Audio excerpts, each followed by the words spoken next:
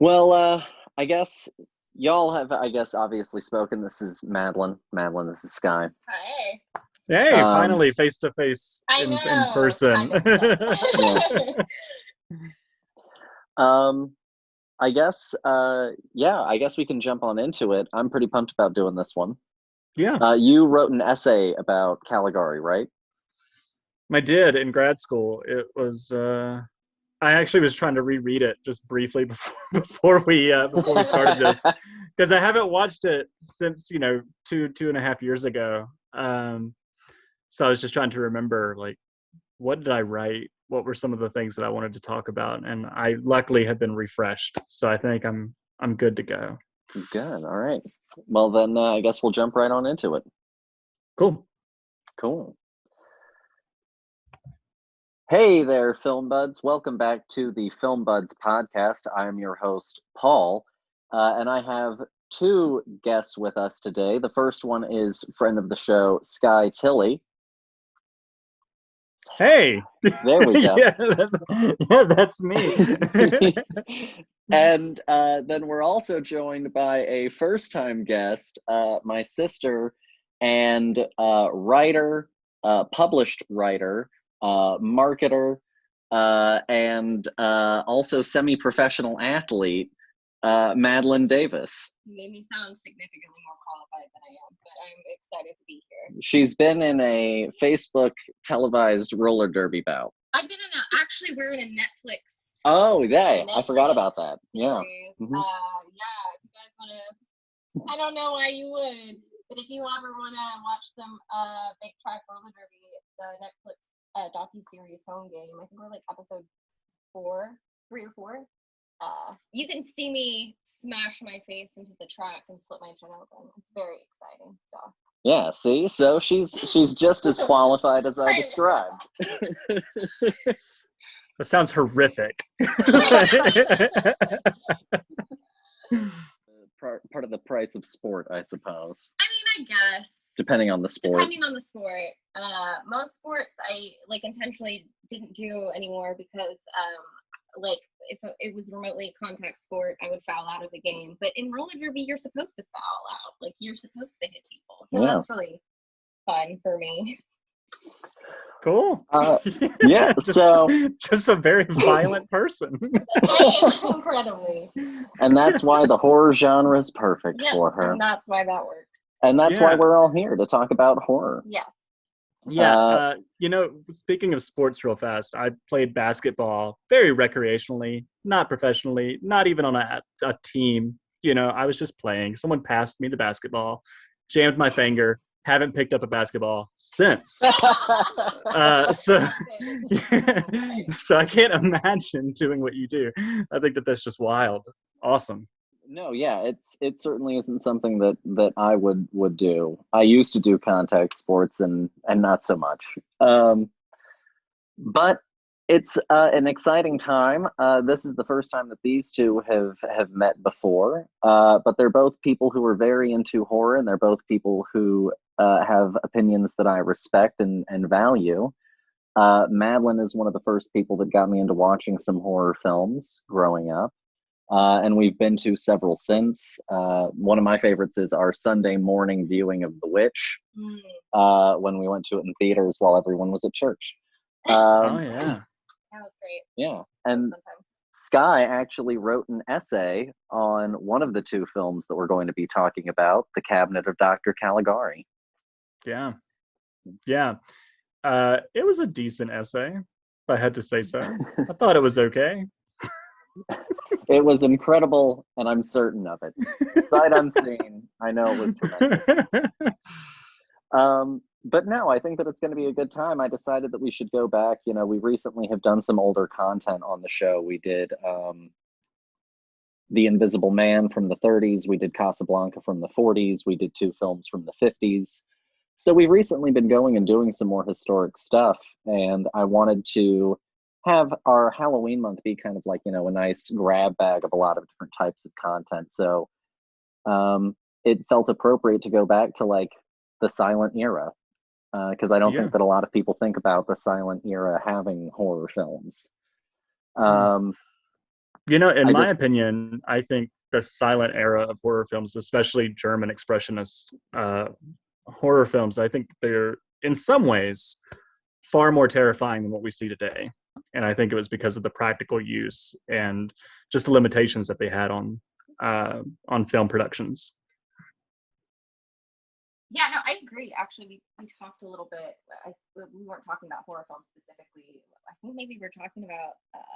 Actually, I think Lord of the Rings. But we were talking just the other day about how, like, I really think practical effects are more terrifying a lot of times, and they definitely hold up so much better than CGI, which I know everyone like goes hard nowadays for CGI. But I agree with you. No. Actually, I think a lot of like old black and white films, a lot of like old silent films.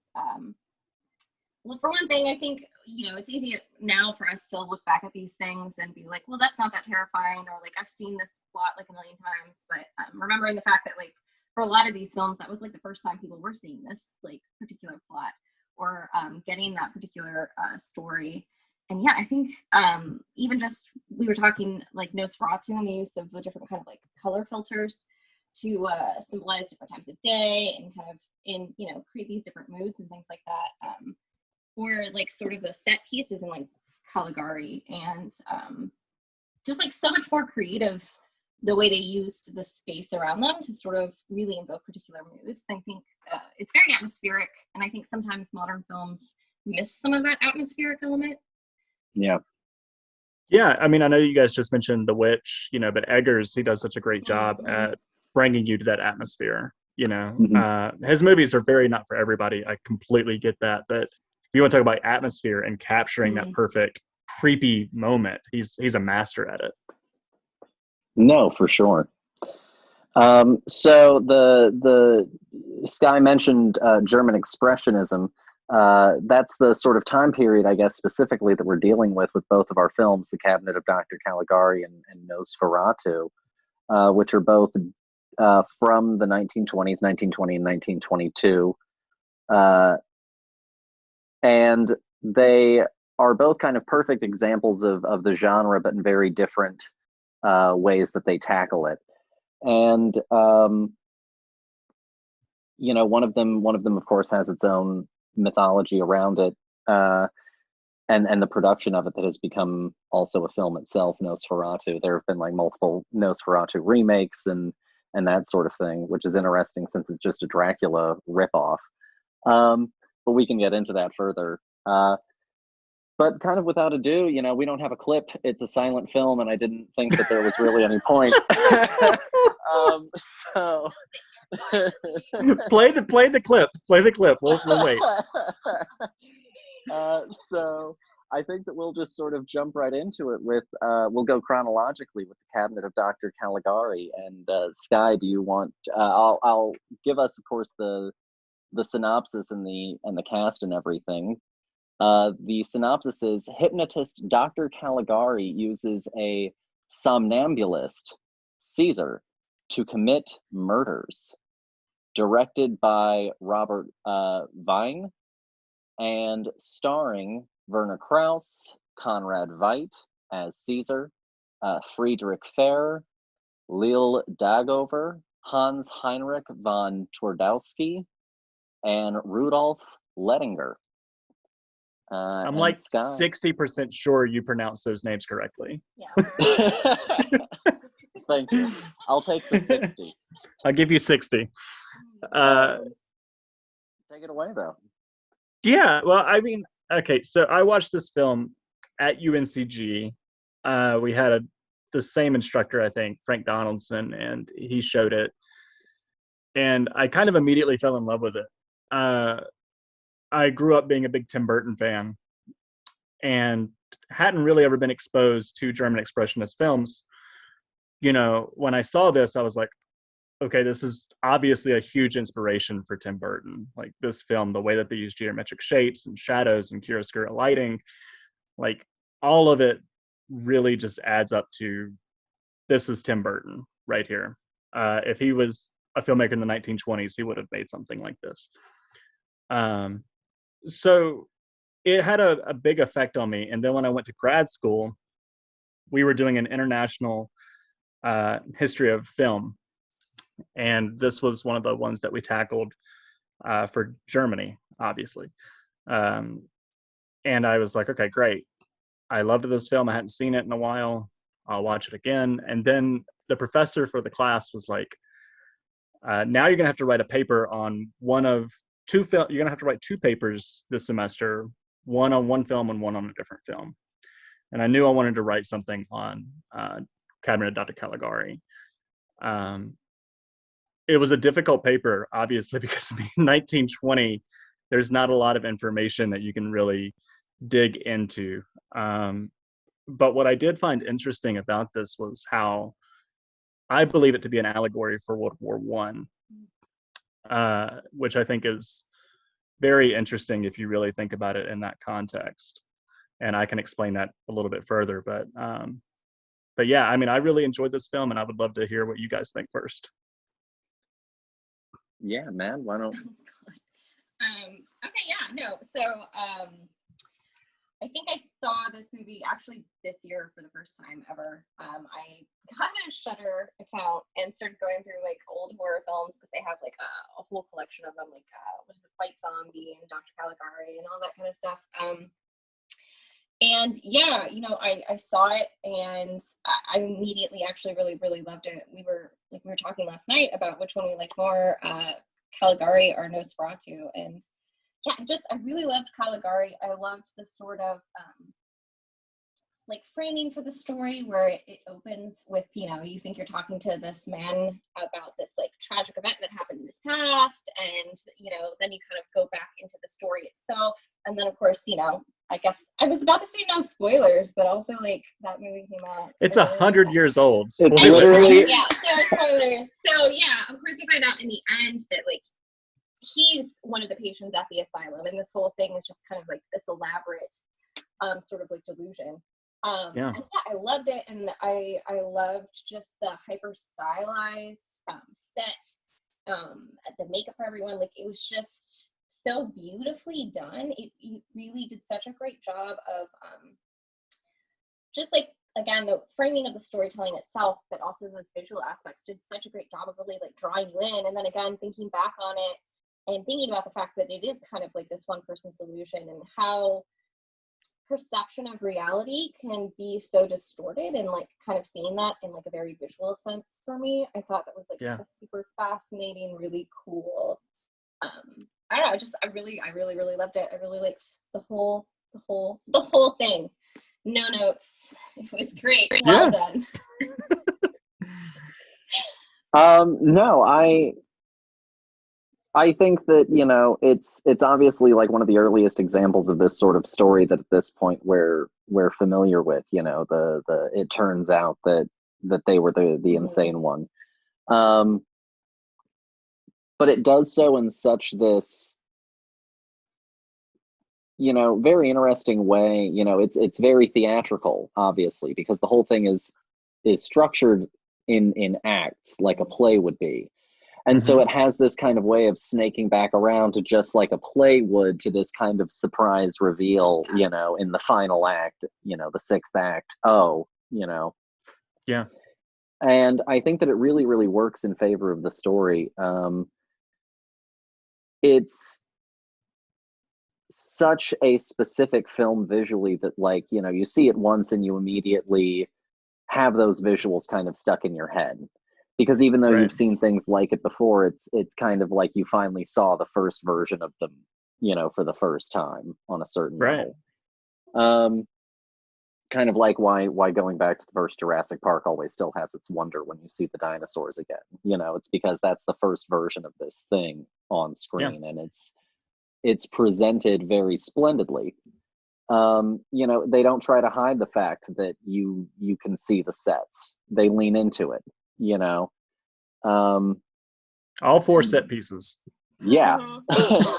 There's like 4 set pieces throughout the whole movie. But it's pretty incredible, you know, that they just sort of throw such abandon to the wind, you know, and you're aware of the fact that everything that you're looking at is unreal, but it doesn't matter because it's very much intentionally doing that. And so you can ignore it and you can pay attention to what the story actually is. Mm-hmm. Honestly, if the only thing that's truly a bummer on this thing is that I need someone to come in with a better score. That thing, that music is just so blink a dink a dink, dink a dink a dink. There are a few. Yeah, there are a few versions on YouTube you can find that have different music with them. I think if you find the one on like Tubi or a streaming service, it's probably a little bit more of like, whichever one that they chose. But there's some great ones on YouTube where they did a pretty good job with some scoring. Yeah. Yeah, I mean, I think it's they did so much with very little, right? Like, I mean, I'm not kidding. Like, it is like 4 set pieces throughout the whole movie. There's very minimal lighting. But when it is lighting, it's very harsh. You got that chiaroscuro lighting that they use. But also, I think when we're going back and you're watching these old classic films, you have to look at theme, right? And I think, if we were to talk about, how this is potentially an allegory for World War One. Well, Germany had just lost World War One, right? And they were hitting it hard. And the peak age, or so science seems to think, is 23. So I am far beyond peak age. I am practically dead at this point. But 23 was the peak age, and Caesar has been asleep for 23 years. So when he wakes up, it's safe to assume that the guy is 23 years old, and his first command is to kill for me, right? Caligari says kill. And I think it's kind of interesting if you think about it. You have German soldiers enlisting, and they're ordered to kill, right? And then you actually have another moment. I think the character's name was Alan, but he asked Caesar, when will I die? That's what he wants to know. It's his burning question. And Caesar replies, "You die at dawn." And it's very interesting if you think about it. Right after World War One, like that was all that was on their minds, really. It wasn't really escapism. It was, let's talk about this horrific thing. And a lot of soldiers, they didn't see dawn. So I think it's very interesting if you think about it, how Caesar kind of represents the German soldier. It's pretty interesting. Yeah, no, I think that's like a super interesting point, and I wonder too how that kind of impacted. I mean, you talked again about like the very harsh angles, the intense lighting. It's a depiction of the world as like a very harsh, at times kind of frightening, like visually, sort of like representation of like this notion of, to your point, like the horrors of war and maybe disillusionment with society and life, coming back from that and coming out of that. And so I think, definitely you can see that both in the storytelling elements and, I wonder how much that impacted even some of those visual choices as well. Yeah, well, the whole big theme, right, is madness, is people going mad and crazy. So I think, hysteria was definitely on their minds, especially right after that. But another thing they did visually that I thought was very interesting too, is how people of power are on elevated platforms. And you have the main character, I don't remember his name right now, but everyone is so small. You have the police, they're sitting high. You have the psych wards, they're sitting high. If you want to get to the hospital, you have to ascend some stairs. Everything else is low on the ground. It's just very interesting how they tackled class and society as well, especially in the grand scheme once you know the twist. But I think also the sitting up high almost makes them look childish, because the way that he has to like tuck up his feet, it almost looks like a child sitting in a high chair. Feels like a false sense of authority almost. Yeah. Mm-hmm. Yeah. It's up high, but it's undermined by how clownish it makes you look, and the way that you have to like clamber down to get down to my level. Yeah. No, that's a really astute and interesting about them being up high. I hadn't really considered that. That was a really good point. And then like going back to it being, him being an allegory for the soldier, when you finally do get to the reveal of the reality at the end, he's also almost kind of shell-shocked. Mm. You know, he doesn't speak, he doesn't really interact, he just kind of is there. Yeah. Yeah, it's like he's almost suffering from some form of like PTSD a little bit, right? Mm-hmm. Yeah. Yeah. Which, yeah. Pretty interesting. Yeah, no, super intriguing. And I do think it is really interesting too, just from the standpoint of like, because they do talk about like coming out of like World War I and World War II with this idea of like being shell shocked and mental illness, and how like, I mean, even now in modern times, like there's still so many stigmas around mental illness and like not dealing with like things like soldiers with PTSD and the difficulty of reintegrating back into society. And also just, yeah, I mean, like both world wars were, especially over in like places like Europe where they were enacted, or the Pacific, I mean, whole populations experienced that. And I even think, you know, like, yeah, he might be the sort of like embodiment of the soldier, but like thinking too about like all of those characters, because I think his like what's her name, Jane, is also, she ends up in the asylum as well. Just like they talk about, you know, whole generations of people essentially like decimated and reeling and trying to make sense of life in the world again after the fallout of World War One. Mm-hmm. Yeah. No, yeah.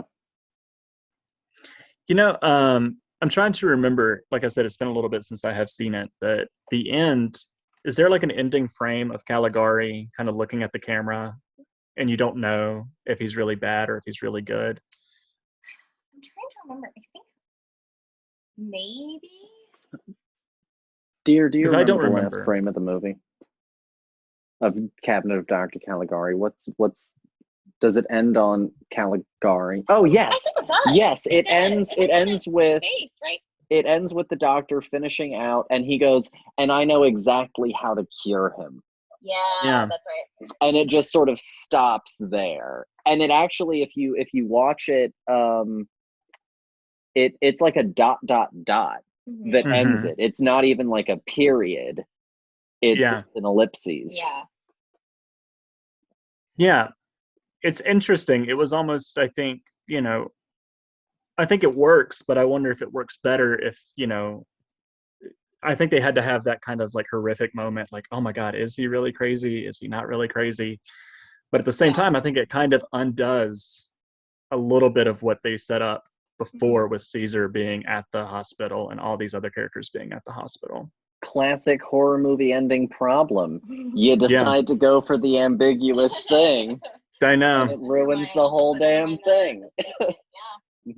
Yeah, it's crazy how long that trope has been around. You know, it's nothing new. It's crazy. You know, I think what's interesting too about this movie is there are a lot of static shots, right? Like you couldn't really move around this gigantic camera. And I think you had to rely on close-ups and some medium shots. But for the most part, like when you get in on Caligari's eyes behind those goggles, those thick goggles, and he looks like the penguin from Batman Returns, he looks just like Danny DeVito. And I'm like, you know, I get creeped out just when I see him and he's just wondering, his eyes just wondering. It's very effective, even today, I think. Yeah, no, I think, yeah, to your point, you know, the set pieces were pretty minimum. There's not a whole lot of like graphics or other things you can rely on. And so like the actors themselves just do such a phenomenal job of just like, and again, like this is like no sound, no audio, but just with like their faces doing such an incredible job of like conveying an eeriness. And yeah, like his character throughout the whole thing was super unnerving. And yeah, like watching him, or again, even like last night watching like Nosferatu, like Max, like what's his, the actor Max Schreck, he's like super creepy. All of his movements are so unsettling. I think there's just like such a wonderful job those actors did of you know, just with like tiny face movements or just the way they move their bodies, like conveying such like an eerie otherworld sort of quality. Yeah. No, I agree. I think that Germany and German cinema in the early, you know, part of the 20th century, you look at their horror films like this, but then you also look at their sort of thrillers like M, where they're tackling these very, very lofty social concepts through very grounded, very interesting storytelling. You know, because M is about mob justice. You know, this movie is about madness. Nosferatu is about, you know, sexuality and lust and things like that, and sexual impropriety. And so they're very interesting, and they're very fascinating performers. You know, you look at all of the actors across all of these films, and they know how to imbue it with a certain theatricality that's necessary for all of these stories, and they find that weird unsettling place across all three of those films, you know, that just makes them lasting and memorable and chilling. Yeah, I think, you know, what you know, the scene where Caesar comes to kill the girl, you know, he almost dances his way to her with that lighting and those shadows and those geometric shapes. It really does kind of put you on edge, and it's just awesome, I think, just how they were able to capture that. And that kind of movement is far past the notion of being a sleepwalker. You know, the idea of a somnambulist as like just a sleepwalker, you know, it was really more this idea of essentially like a night stalker. That was using this sort of pat language to cover it. But he's way more than walking. It is very nimble, very lithe sort of movement, dancer-like. And I don't remember, like a Doug but Jones performance. I don't remember, but at the end, yeah, very much like a Doug Jones performance. At the end, you know, you see Caesar, and he's holding the flowers. Does he mention that he was like a dancer? Does Caligari mention that this is such and such? He was a dancer or a performer or something. I don't remember. I could be just kind of like looking into that more than I don't remember. I can't rember off the top of my head. I think he does give like brief descriptions as to who these characters are. Yeah. But I don't remember what all he said. But yeah, no, I mean, they do all tie in for sure. Yeah, they all tie into some of like their behaviors in this kind of like story. For sure. Yeah, I love how this movie starts and ends though. Like, it's such a great button for the beginning. You have him sitting, it looks like he's at like a cemetery, and he's talking to this old guy, and then at the very end it's like, oh, they're in a courtyard right in the mental hospital. I just thought that was just so good. Brilliant. Yeah, well, and I liked it too because and maybe I'm remembering this incorrectly, but I also feel like that courtyard, that opening scene, and even in the end, up until they go back into the asylum, like it felt more like grounded in reality. Like you could just kind of be like outside somewhere. But then, yeah, once you get into this story, it becomes like hyper stylized. No, for sure. I think it's a really great movie. It's one that I think about a lot.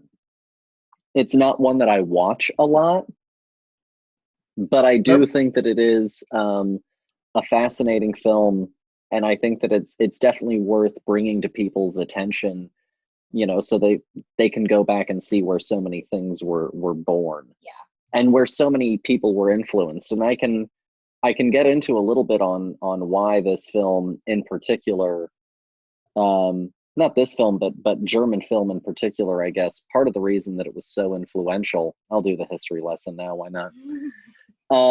Part of the reason it was so influential was, first of all, there was an agreement between Paramount Studios and UFA, the German National Cinema group, called the Perufamet Agreement, that essentially allowed for American films to be distributed in Germany and German films to be distributed in America. And it influenced a lot of American filmmakers in the 20s who then went on to make films in the 30s and 40s and onward. Furthermore, because of World War II, you had, of course, a mass exodus of a lot of German talent that left from that film world to Hollywood. Third, Alfred Hitchcock actually worked in German cinema during the 20s and was very influenced. And fourth of all, obviously, you just have the fact that there was an audience who grew up watching these people who were influenced by these things, who went back and looked at where it all came from. And that's where you get to people like Tim Burton. So that's kind of how these things became so influential in a very crash course way. Yeah. But they still have so much value. Mm-hmm. Yeah, I mean, I know it's been over 20 years at this point, but, Rob Zombie's video for Living Dead Girl copies The Cabinet of Dr. Caligari completely. Like, he does his own retelling of it. So, I mean, there's some great staying power with these films. Yeah. Mm-hmm. And like you said, go ahead. No, you're fine. Like, watching it when I first saw Caligari too, I was like, oh, like Shutter Island's kind of whole plot definitely riffs very heavily off of this. Yeah. But like you were saying, is this isn't a film that you can just go back and just watch every couple of years, something like that. It's more of like, okay, I just want to sit down, and if you want to view it analytically, through that kind of lens and not really through like an audience lens, then I think it's a great film. Very much like the 1976 Dawn of the Dead. Was it 78? 76? The old I think one. It's, yeah. The Romero one. Dear, is Romero's Dawn of the Dead 76 or 77? 78. It's 78. 78. Okay. What a great year for horror. Okay. Yeah. Wait. What is it? She's second guessing it. If it came out the same year as Halloween, that's a great year. Huh? I thought it did. Mm-hmm. I thought it came out the same year as Halloween. Because weren't they were both like relatively like low budget horror films, and I think they came out the same year. Yeah, that's what I thought. I have Google. Yeah. Fact check. I'm on my laptop. I can check. No, yeah. I agree with you. I think that it's definitely one of those touchstone films that you look at from an analytical perspective. So Sky, if you had to rate it out of 5, what would you give it? I'd give it a 5. I would. I'd give it a 5. Based off of, do I enjoy it? Sure. But I enjoy it as, like an appreciative person of film, right? It's not like, oh, this is a great popcorn flick. It's something where I'm like, man, they did so much for so little. Like, this is a stage production that they filmed, and they did it very well. It's a very compelling story. And like you said, it is Shutter Island. And I love Shutter Island. So, yeah, I think it's a 5. Okay. Mad, what about you? I agree. I really think I've got to give it a 5 too. Yeah, I don't know if this is just like turn your mind off, eat some popcorn, and watch kind of a flick, but I don't know. Like, I think the storytelling's so wonderful. It's like such a cool, intriguing premise. And visually, I think it's just like so like arresting. I really like the visuals of it. Yeah, I have to give it a 5. I really love it, honestly. Okay. I'll be the contrarian here. Wow. Okay. 4.5. Wow. You have to explain what knocked off the half point. Just because I don't want to watch it every once in a while. Nosferatu is one, even though I think that there is less going on for it at a certain narrative level. But I'll get into that in a little while. I don't want to, put the cart before the horse. I can say real fast, it is more visually interesting in terms of location. Yeah. With Nosferatu, with Cabinet of Dr. Caligari, it's like, okay, we're back at the same set we were just at. There's only so much you can do, I think that for me, it's just that little bit of, I don't want to watch it this year, kind of like attitude, like if someone was like, we're going to watch it, I'd be like, no, we're not. Fair enough. That's fair. And that's the only thing. That's okay. But honestly, like, and I'm just being a stickler. I'm just being a curmudgeon. But moving on, we now have our next film from 2 years later, Nosferatu, and the premise is just the plot of Dracula. I'm not even honestly going to read you what it says. It's just the plot of Dracula. If you know, idiot real estate agent goes to castle, gets ensnared by weird European man.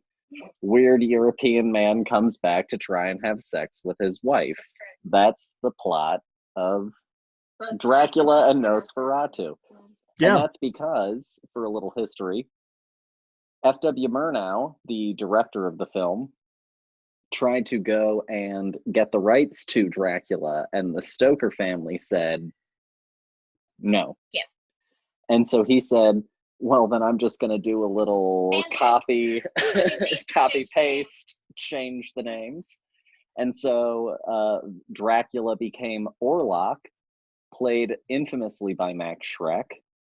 And then you also have Alexander Granach, Gustav von Wagenheim, and Greta Schroeder. 70%. 70% this time. I know which name messed me up, and I accept it. But overall, I'll actually start this one. So Nosferatu, the first time that I saw it, was the 11th grade in high school film class. Eric Whiteside was my teacher, and he wanted to do a Halloween double feature for the month of October. You know, you only had like 45 minutes for the period, so you couldn't really watch a whole movie. And he wanted to do a double feature of Nosferatu and Shadow of the Vampire, the film about the fictional film about the making of Nosferatu. And I loved it. I thought that it was the best shit I had ever seen. Is that the one with Willem Dafoe? Yeah. Yes. Okay. Willem Dafoe and John Malkovich. And so it was incredible. And he told me, he told the whole class the story of how F.W. Murnau tried to hype up the publicity of the film by insisting that he had found an actual vampire to play a vampire. And he really went out of his way to just like be his own press agent. And Murnau was kind of like, by some people's definition, a little bit of like a snake oil salesman of a filmmaker. Like, he drummed up his success. An early day viral marketing. Yeah, exactly. Like some Blair Witch. Yeah. This is found footage. They're really dead. It's a snuff film.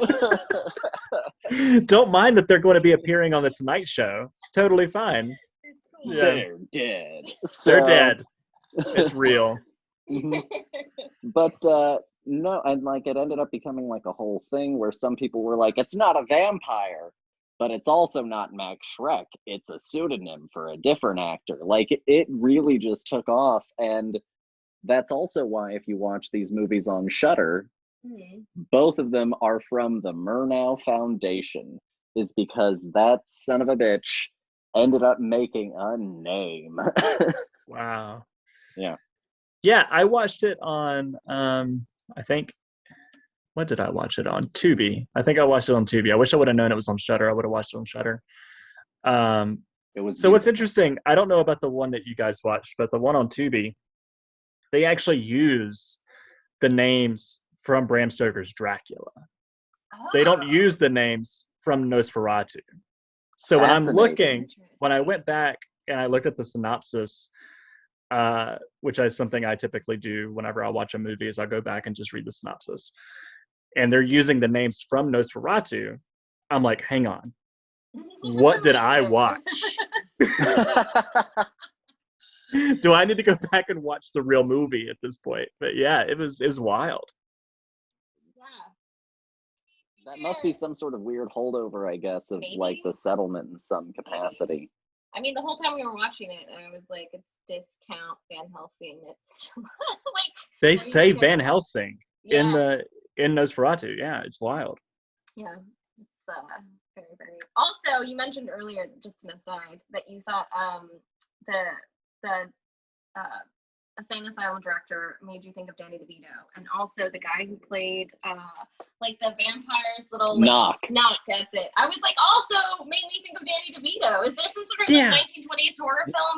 What if Danny DeVito's actually a vampire? You know what? This actually now does make a lot of sense for the aesthetic of the Penguin in Batman Returns. Yeah. I actually had to pause it and look it up to see if it was the same actor. And it is not Danny DeVito. I know. And it's Yeah, no, I agree though. I mean, they did. They both looked the exact same. It's crazy. Yeah. But honestly, like as far as Dracula stories go, it's good. Yeah. Mm-hmm. You know, like it's great. I mean, I think it's so. This one, obviously, I think visually, with the exception of Nosferatu himself, is like way more grounded in reality. Oh yeah. Just like visually, which I think kind of obviously makes Nosferatu the character stick out like way more. And also, then the whole time I was watching this movie, I was like, why are you not immediately disturbed by this? Dude tried to drink your blood off of your finger. He's like, I'm go pretty to sure sleep. he did. Go I'm to pretty sleep. sure that he did like get full contact. Unsettling. And I mean, The guy's like, oh, I'm gonna back away from you, but oh, you want me to sit down and go to sleep? I'll do that. okay, That's fine. all right, Mhm. that seems reasonable. No sense of stranger danger whatsoever in this man. No, Hutter, and I could be mistaken about this. I still haven't looked into it, but if I'm not mistaken, Hutter essentially is kind of almost like the name Wickus in District 9. It's kind of like the name of like a fucking simpleton. Yeah. I'm pretty sure that that's kind of the whole gag of him being called Hutter. He had all the wrong reactions to everything throughout that whole movie. I was like, sir, no. I think one of the things that I really enjoyed about watching both of these movies back to back is how you also see early in the silent film era, Caligari is almost a little bit clunky in the sense of like these massive blocks, paragraphs of text that you just kind of have to like sift through, Yeah. Whereas this manages to actually become something more like a modern cinematic experience of letting things play out using quicker dialogue. I think the pacing's better. I think it's like a much tighter told story than Caligari is. And to that end, it feels like a little bit more heading towards like modern blockbustery, kind of like a little zippier, a little bit, less text heavy. For sure. But I think that also stems from the fact that he is just, no offense to Murnau, I think that also stems from the fact that he is just stealing. Like he's stealing a working story, whereas Caligari is, of course, like presenting you something totally new. Yeah. Yeah,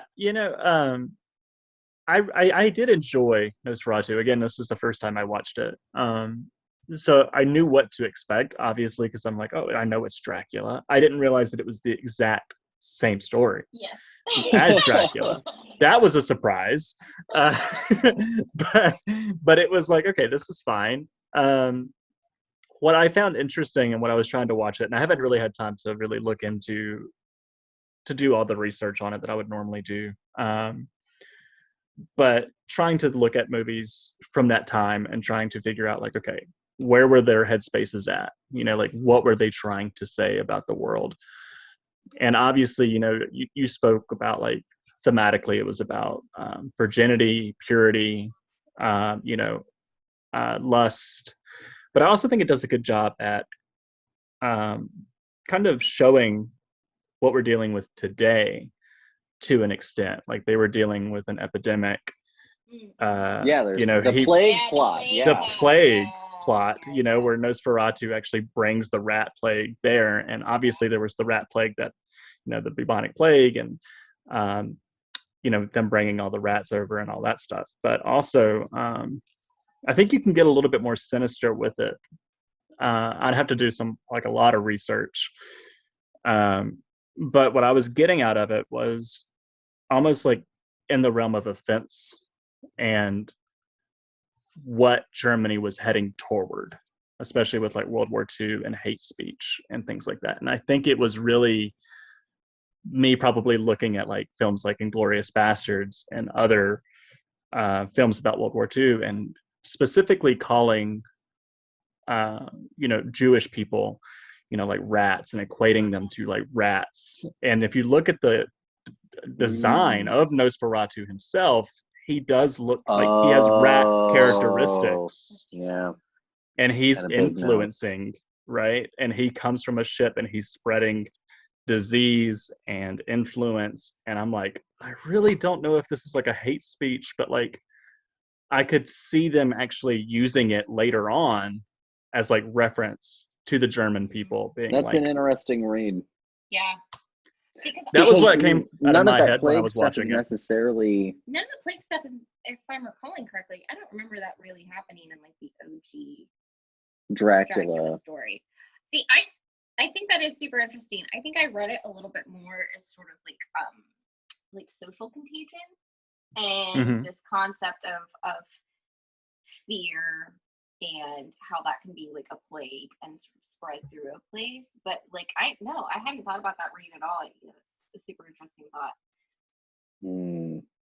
I don't know what's the thought got into my head, and it really was, Inglourious Bastards, and he's talking about the rat, the Jew rat, essentially. And I was just this like, foreign influence. Yeah. I was like, I really don't know if this is what they're doing, but maybe. This ancient, wealthy, evil power that moves in and ruins the neighborhood. And then I felt bad about watching it. Son of a bitch, Sky. Oh, man. You really... Damn. Yeah, I hadn't thought about that. But I don't know. I mean, that's just one read. I don't know. I mean, I think it could be I think it makes sense. A lot. Yeah. I think it really makes sense. Yeah. Damn. That's interesting. I'm going to have to chew on that. Yeah. I'm going to have to think about that one for a little while. I'm sorry. Just ruined Nosferatu. Immediate amended temporary score of a 2.5 until I can figure out how I feel about it. Son of a bitch. Wow. No, that's good. Yeah, no, I hadn't thought about that. But it is interesting, though. I mean, the film itself was interesting. Beyond that, I thought they did a great job at telling the story the way that they were going to tell it. And I loved the very end with the puff of smoke, where he's just like fading, and then he disappears, and there's just a little smoke pile on the ground. I loved it. It was so great. Oh my god, I love that. Laughing so hard. I think one of the other things that you get to see with this movie versus Caligari is the fact that, like, I think that sometimes people think of silent film as having only certain ways of doing things. First off, I think that people obviously forget that silent films had any color, period. Yeah. B, I think that a lot of them think that it's either sepia or black and white, when really you also had literally just full tintings like pink and blue and red. And so I think that I think that both of these films do provide, as a pairing, a really interesting way to see how the same genre was happened 2 years apart, within completely different hands, and how that medium and how that format could be used in entirely different ways, and how also there were different innovations even in that time period that led to different techniques. Because you're right, like I thought they did such a wonderful job of like creating a different sense of like time of day and even kind of like mood with, like the sort of like cool blues whenever they were outside, or there was, like something sort of like nefarious afoot, and then like the sort of yellow light from like candlelight or the sun. And then, like dawn and dusk, these sort of like in between hours as like a sort of pink tone. I really loved that. I thought it was such a clever way of like, in a medium where it might be somewhat difficult at times to tell like what time of day this is supposed to be set in, of like very clearly visually like delineating that and kind of setting different sort of visual tones for each. Yeah. Yeah, and you know, I love that they actually went on location for a lot of it. Like a lot of it really was location based. I thought that was wonderful, but I was also kind of missing because you know, I've seen Der Golem and I've seen you know, Cabinet of Dr. Caligari, and I want to see a lot more German expressionist films. I haven't really seen too much. You know, but I was hoping to see some of those geometric shapes and a lot more of those harsh shadows, There's really but not any of that. there wasn't. And I think, you know, once you get to the point where Nosferatu is, you know, you got that classic shot of him ascending the staircase and he's using the shadow to look even bigger than he is. Great stuff. Great stuff. But I thought they could have done some great work if they used geometric shapes to their advantage. I agree. I think they could have done more with that, especially like in his kind of like castle and things like that. I think I was hoping like interior wise to get more of that same sort of like visual sense to sort of like lend itself. And like I didn't mind it as much in the scenes where he was kind of like out and about, like because I think it is good to have him as sort of like visually different from everyone else. But I was hoping that you would get a little bit more of that visually and like sort of, you know, like his like realm, so to speak. And get a little bit more of that kind of like weirdness and that sort of like visual difference. Yeah. But I did love the static shots of him just standing. Like when he is just, you know, standing there looking awkward and terrifying. Creepy. So creepy. Oh my God. There's this scene where he has like moved and he's living across the street from them, which is hilarious to me. And he's just in the fucking window. And I know. And he's like barely moving, and it's like so unsettling. And I was like, oh my God. It's so good. Yeah. So Sky, what would you give Nosferatu? I don't know. I'd say probably right now, because I've only seen it once. I would say maybe 3.5. Maybe 3.5 for me. I would say I'm gonna give it a 4. Remove a point for basically just copy pasting 100% plagiarizing someone else's work. But there's like also one thing I really did like is I felt like there were almost like elements of sort of like a campiness, like with a poof of smoke and stuff like that I just found like very funny and yeah. I think it was like a little bit more tightly told, a little bit more modern, it felt like at times. But no, I really enjoyed it. I think it's like a more fun film to watch. It's a good laugh. I loved it, and Max Schreck absolutely kills it. I'm like obsessed with his performance in that. Yeah, he was tremendous. No, yeah. And if you see like the actual picture of the actor, you know, he looks nothing at all like Orlok. And it's incredible makeup work. And so the other thing that you do get with both of these films is 2 incredible performances: Conrad Veidt as Caesar and Max Schreck as Orlok, of incredible actors in makeup who understand physicality and understand how to use that physicality to either, you know, incredible movement or incredible stillness, both of which to incredible effect. Yeah, I agree. I mean, Max Schreck, he was great. Like he was amazing, and I do agree with the campiness. You know,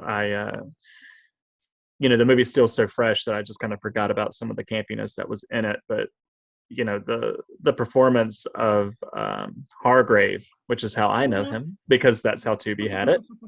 Whatever his name was in the version you guys watched, you know, he was great too, because he really was. You know, I kind of picture it, if it was made today, it would be like Paul Rudd. You know, because he was just so aloof. Yeah. You know, 100%. Werner Herzog remade this movie in '79 as well. Yeah. So if you ever want to see also how, like, you know, for the listeners, how the same story is handled, there you have it. Go and watch the 22 and then the 79. I know. I grew up on a movie called Salem's Lot. And you know, and I think The Vampire, the Master, that they use in that movie very much resembles Nosferatu in this film, which I thought was very interesting that they went that route. You know, and then there's also the show, the series that came out a couple of years ago, Nos number 4, Atu. You know, that existed for a little bit too. Nothing like the movie, but you know, honestly, it's about vampires. It does indeed. Honestly, I also thought that the vampire creature that the alchemist becomes in Kronos, if you've seen that, we talked about that last week. I thought that the body of it looked very much more like an Orlok vampire. It's this weird white, muscular, you know, sort of sinewy, weird thing. Which is also, I think, kind of the basis for the vampires of Penny Dreadful as well. This form of vampire clearly has sticking power, much like the imagery of Caligari has. Yeah, I always like seeing, because I feel like there's like 2 ways people go with vampires. It's either like very human and just kind of like sexy smolder vampire, but I also really like it when they lean a little bit more into like the monstrous aspect of it. Like, I think you see it and like Buffy, they can transform into like the creepy looking dudes, or like in those 30 Days a Night. 30 Days a Night, like very very creepy, otherworldly looking, or Penny Dreadful even. And I always think it's like interesting seeing that visually, and also like kind of wondering what that means about the story that particular like writer or director is trying to tell, and why they leaned into one versus the other. No, for sure.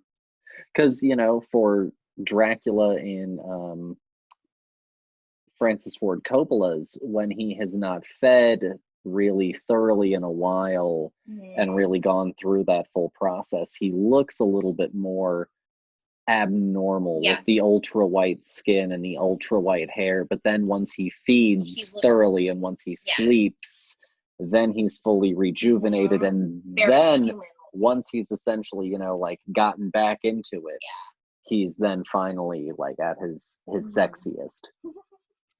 Yeah, I love it when filmmakers do that, right? Like, this isn't anything like this movie, but Hostel, I don't know if you guys have watched Hostel, but like, you know, when they go and they see these girls, you know, in their heads, they're beautiful. They're like beautiful women.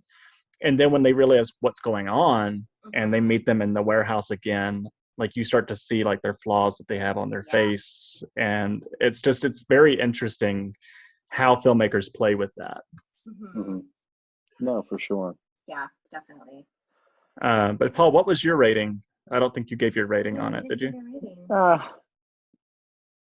Did I mess you up? Did you have a 5? No, I was still gonna probably come in low. I don't know where I want to put it now. I'll go 3.5.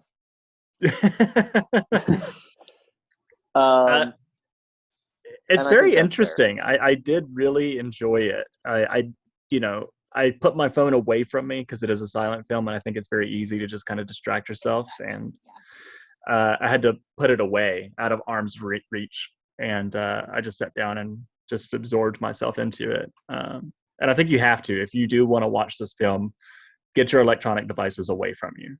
You know, and I think that applies with any silent film, or you know, because there's not much to grab your attention. No, and with like the words pop up on the screen, like the first time I tried watching Dr. Caligari, I had my phone with me and I had to be like, God damn it, and like just put it away, because I would like look down for a second and something like someone texted me, and then I missed like a whole thing of text, and I was like, man, I gotta go back. Yeah, they can't reveal it anymore in dialogue. Nope. No exposition for you. Yeah, you gotta go back to figure out what you missed. Yeah, no, that's fair. No, I think that they're both great. Neither of them are things that I necessarily go back to, but I do think that Nosferatu is probably the more watchable for a modern audience. Yeah, that's fair. Yeah, that is very fair. You know, it really was like, I remember the Van Helsing part, and he's talking about carnivorous plants. And I was like, that's interesting, but I don't know where this came from. Correct. Like this just came out of nowhere. Yes. You know, so I was like, what if they just took that part out? What would I really think about the movie at this point? Like, what is it adding to it? And I think it really was like, we just want to show on camera this Venus flytrap eating this fly. I think there were a couple moments in the film where when we talked about like they have like what is like the hyena that shows up at one point, and it's like, why would that be there? And I kind of feel like they were just sort of like, let's put some cool shit on screen because we can. A hyena showed up on set, guys. We got to film it. We gotta specifically, but we were talking too, and I was like, I wonder how many people that was like the first time they'd ever seen like a hyena, and they probably didn't know what the fuck it was. Yeah. They were like, what in the fuck am I seeing on screen? I have never seen that wild dog thing ever. Probably maybe the thing with the Venus flytrap thing. Yeah. Maybe that just blew people's minds. They were like, holy shit, plants can do murders. Yeah. You know, before we wrap, I did want to talk quickly about a movie called Fright Night, 1980s. Yes! Love Fright Night so much. It's on my watch list for Halloween because I just love it. You know, but you're talking about pretty and you know, horrific vampires, and I think that movie does a great job at showing you both. Right. You have Chris Sarandon, you have the Smolder. He's like the epitome of 80s hotness, right? Like the dude's a good looking dude. Yeah. And then you have, you know, when he transforms, it's like this hideous, awful monster, you know. And then Evil Ed, you know, he does a little weird thing. He looks a little weird to begin with. No offense to Ed. Right. Vampire transformation did not. It didn't work for him. It didn't work. The spiky hair didn't work. No, that was not good. But they did a good job at showing both worlds, I think. I agree. I totally agree. I just love that movie so fucking much. It's again, talk about campy. It's so good. It's a perfect film. It's perfect. No, I think that's a good example also of for me a remake of another classic horror film that I think kind of got a little bit overlooked because I don't think people realized how much of it was about the housing crisis. No, the remake of Fright Night? Yeah. David Tennant was amazing. David Tennant is amazing. Yes. It's not as good as the first one, but I think that it gets a little bit overlooked and written off as just like, oh, another shit like remake. But I think that it has more going on than like the Friday the 13th remake. Wow. Dude, Toni Collette, Colin Farrell, David Tennant. Great cast. Anton Yelchin. Anton Yelchin. Is really, really Imogen good. Poots, I think. Great movie. Yeah. I liked it. It's not as good as the OG, but I still thought it was like a very, very good film. And yes, David Tennant just kills it. So charismatic. The shit out of it, and it's beautiful, and I loved it. On that note, honestly, the only other thing that I wanted to mention, truthfully, was a little update since I have been giving continued coverage on the IATSE strike. Yeah. So they almost, the top of the group kind of came to an early tentative agreement that then the media very much hyped up as like an agreement. But the group hadn't, the group overall, the different voting bodies of the IATSE, right, because it's broken up into different union groups, hadn't seen the agreement yet, and essentially they found it lacking because even though it included a guaranteed, I believe, 52-hour weekend, and I think guaranteed like 10 or 12-hour turnaround between shoots, they still found it lacking overall. So they went back to the negotiating table kind of with that, and there has been an update, and it's now going to be voted upon by the group at large, but essentially it is a wage increase for several different groups of people for streaming specific video, along with video at large, but especially the streaming side of it. And it's going to, over the next 4 to 5 years, increase the bottom most paid people from essentially like around 19 an hour to like 26 an hour. So that's a great. little, yeah.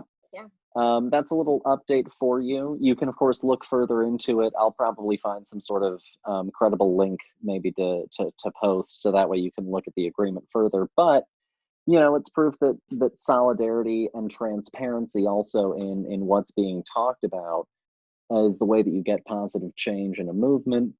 And I think that they're doing a bang up job, and I'm glad to see progress happen in an industry, especially since, you know, today especially we had like 2 different Warner Brothers stories break about, That was crazy. You know, toxic culture. And, you know, one is a confirmation of the Ray Fisher story, and another one is just what happened on the set of Batgirl, and they've already fired back. I'll cover that one more probably next week when we have more details. But, you know, at a time when it's obvious that the studio is behaving badly, it is nice to see the people who that sort of behavior affects the most fighting back and reclaiming a little bit of dignity in the workplace. Yeah. And that's all I have to say about that. Before I leave, I do want to say, just kind of recap what I have watched recently. So I guess this month has been obviously filled with horror, but ones that have really stood out for me have been the series Midnight Mass, of course. I watched Saint Maud for the first time. Loved it so much. That last frame of that movie, incredible. Oh my god, is I'm obsessed. insane. It is. Let's see. I watched VHS 94 on Shudder. That was fun. I like all the VHS films, so I thought they were pretty good. I watched Seance, and then I watched Censor. I finally watched Censor because that was on. I watched it on Hulu. It was wild. What a wild ride. Yes. Very creative. Very, very interesting ideas. I loved how it leans so heavy into like giallo and stuff too. Like visually, Yeah. I thought it was like a stunning. Visually, it was amazing, and I loved the ideas that were presented. I think there were a couple of moments where I may have just gotten confused or a little lost. But I think since this is like her first directorial debut, she is someone to look out for. Oh my God. Yeah. Yes. Amazing. She's going to have a great career, I think. Yeah. So yeah, that's what I have watched. What have you guys watched? I want to know. Oh, okay. Well, so also again like Saint Maud and Censor, both of which I'm like totally obsessed with. I think they're such intriguing. I think Saint Maud is a perfect film. Like I really think it's. I 100% agree. It is a perfect movie. And I really like the idea of like watching those two together, because I think in some senses they're like very similar in that it's like 2 women sort of dealing with trauma and also sort of like madness of various types. I loved both of them. Such good movies. Obviously watched Nosferatu this month. I'm trying to think of like anything else that's like newer. Oh, I watched Brand New Cherry Flavor. I want to watch that. It's on my list. It's absolutely wild. I loved it. Very, very good. Highly recommend. It's definitely kind of trippy, but I loved it. Really, really good. So highly recommend that to anyone. The actress in it is great. I don't know if you guys have watched Undone, but she's amazing. She's amazing. I think the only thing I've seen her in is like Alita Battle Angel. Alita, yeah. No, she was absolutely fantastic in this though. She was great. Highly recommend watching that show. I'm trying to think of like anything else that's like. Oh, the remake of Slumber Party Massacre was amazing. Oh, I haven't seen that yet. That's on my list. I want to see. It was a lot of fun. Okay. Yeah, I think that's about it. Although I have read some horror, and I did recently read Carmilla, which was very, very good, and predates Dracula by like 20 years. Uh-oh. Yeah. Someone was influenced. Yeah, well, no, yeah, no. Highly recommend that. It's like very short, so I guess if you want to do like some horror reading, Yeah. definitely check that out. Okay. And Flanagan is going to be doing, talking about adapting, but Flanagan is going to be adapting The Fall of the House of Usher. Yes, which I'm very excited about that. Yeah. Yes. Paul, what have you watched? Lord. So obviously the stuff that I've really been watching is mostly the content that I've been making. So if you want to know what I've been watching and how I feel about it, go back. Yeah. Beyond that, I've been honestly trying to get. I gave myself the impossible task of the slasher extravaganza, and so you're going through all the Nightmare films, right, and all the Friday the 13th films and the Halloween I films. have watched every Halloween movie except the Rob Zombie ones. I had to take a little Halloween break. Mm-hmm. I am currently at Nightmare on Elm Street 3 and Friday the 13th 3. I just watched Friday the 13th Part 3 today. Loved the 3D effects. The snake, right? Oh, Coming yeah, at the camera. and the yo-yo especially and the yo-yo was one of my favorites. Yeah. So I still have like 20 movies, 19 movies left to go of both of those franchises. Plus, I'm trying to actually, since he's the only black slasher, I'm trying to also do the other Candyman movies. Yeah.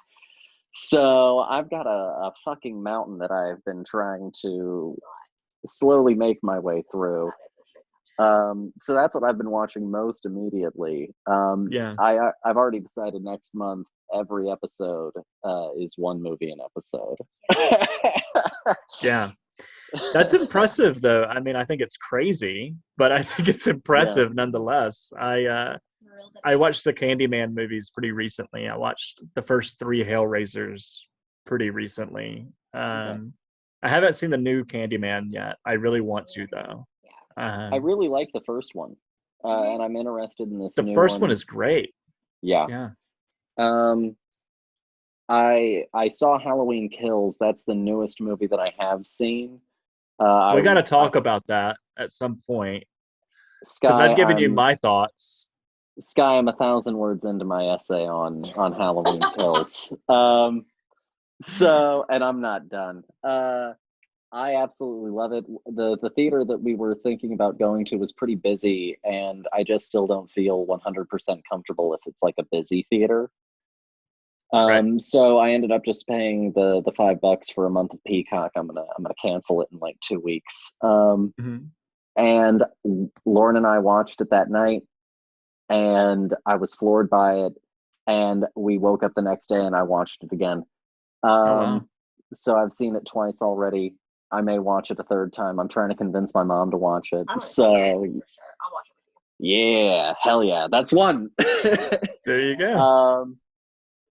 That's probably the newest thing that I've seen, and hot damn, have I.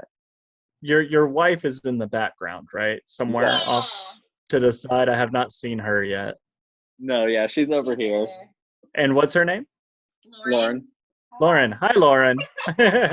You've been a voice. I haven't really seen you, though. Yeah. Did you like it? Did you like Halloween Kills? Sky wants to know if you enjoyed Halloween Kills. Oh, I did. I did very much. It's brutal. I hated it, but I loved it. But I hated it. Yeah, that makes sense. Yeah, no, I mean, I hear that, though. I hear that a lot on the internet, that it is, very brutal. And I agree. I think it is brutal. But I also, I think we can probably do a whole podcast about this real fast. But I don't think that it's as brutal as some of the other instances of the series, especially the 2018 film with that bathroom sequence. I think the was bathroom just sequence pretty bad. Insane. I watched it again when Halloween Kills came out, and I was just remembering, like, 2018, I didn't really feel uncomfortable watching it. When I'm watching it now, I was like, I don't really, this makes me feel weird. Like, this just makes me feel so awkward. Well, I think when I was rewatching Halloween Kills one of these times, I went back and I was thinking about Halloween, and I think so much of Halloween Kills in a weird way manages to go back and enrich the first Halloween, at least for me. Two people demand Michael speak in Halloween. Sorry, I didn't mean to go on a jag. And I could probably put this in the slasher extravaganza, but this is kind of just, I guess, a teaser of where my brain is at with it. Two people demand Michael speak in Halloween. It's the podcaster, and it is Dr. Sartain. Mm-hmm. Both of them want him to speak for them. And both of them want him to say different things because both of them are compelling him to speak for different reasons. I think that the podcaster is looking for either some sort of humanity or some sort of confirmation of a monster. Yeah. And I think that Dr. Sartain is looking for some sort of answer as to why he's a monster. I think both of them are missing the fact that violence is how he speaks. Yeah. Mm-hmm. And I think that that's why both of them get treated to particularly brutal examples of how Michael speaks. He stomped that dude's head in. Yes. Like, that was crazy. Yeah. Mm-hmm.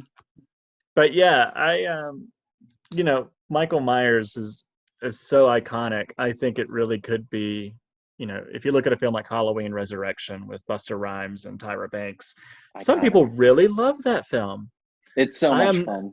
I am not one of those people. And I think it really is, like if you put Michael Myers on the screen, no matter what it is, people are just going to love it. Some people are really just going to love it. Same thing applies with like Leatherface, Chucky, all the big icons. Doesn't matter what kind of movie it is. They're like Iron Man or Batman or Superman, but for an entirely different group of people. Yeah. Some people really love Iron Man too. I don't know them, but I'm sure that they exist. You're talking to one. That's another day. That's another. I can't. That's a whole nother. No, I think I have to come onto your show at some point, and we'll have a good little chat. Please do. Yeah. We can really have fun, I think, with Halloween, and Iron Man 2, because now I'm very interested. Yeah. Sky is available at the weekly pop-up. Madelaine, I'll post whatever socials you feel comfortable, I guess, with me posting. And Sky, I'll share your stuff. As always, follow us at the Film Buds Podcast at Instagram or the Film Buds at Twitter. Send us listener questions, send us movie suggestions. I actually have one that I'm still trying to work into the content calendar somehow. I haven't figured out yet. But thanks as always for listening. Tune in next week, which should be our slasher extravaganza episode, and you'll find out if I made it to the end of my mountain of homework. But as always, thanks for listening, everyone. Have a good evening, and we'll talk to you later. Bye.